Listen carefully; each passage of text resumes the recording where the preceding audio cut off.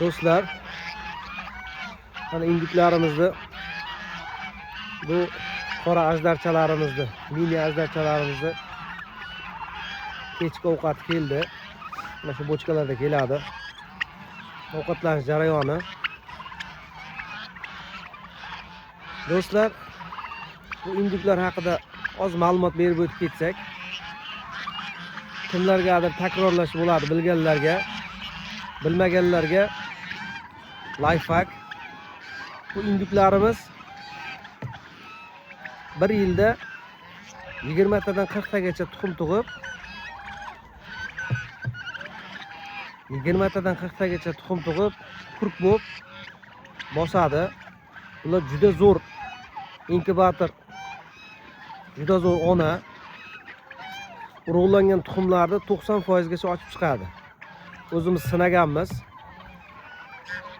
Bular 2 martagacha bemalol bostirib olsa bo'ladi. Biz birinchisiga indukni o'zini bostiramiz, ikkinchisiga g'oz tuxumlarni bostiramiz. Indukkan tuxumini o'zini o'zi bosadi. Indukka ham yaxshi inkubator hisoblanadi, lekin indukda emas. Bular juda yaxshi inkubator, juda yaxshi ona. Bolalarga ham yaxshi qaraydi induklar.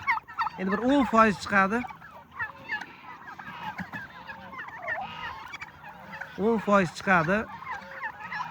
Yaxshi qaramaydi, bosib tashlaydi, lekin 90% onalar yaxshi qaraydi. Do'stlar, bu indiklarimiz tuxumlar sotilmaydi, o'zlari sotilmaydi. Inshaalloh aprel-may oylari jo'jalar sotiladi. Kanalga podpiska bo'lmagan kanalga podpiska bo'lib, like bosib, kommentariyada o'z fikrlaringizni bildirib ketingizda. Har bir kommentariyani o'qiymiz. Ustozlar bor, bizdan yaxshi biladigan, bizga endi 3-4 yil bo'ldi. 10 yil, 15 yillab boqadigan ustozlarimiz bor. Ustozlar mana xato kamchiliklarimizni yozib ketsalar, o'qib, inshaalloh to'g'rilashga harakat qilamiz. 3-4 kishi baraka topsin telefon qildi. Sirdaryolik bir akamiz, ismlari hozir esimga kelmayapti. Mana shuni shunaqa qiling, mana shu yerda shunaqa bo'ladi deb ana qildilar. O'sha narsalarni to'g'riladik. Manzilimiz Samarqand viloyat Payariq tuman Qo'shtegirmon qishlog'i. Hammaga rahmat.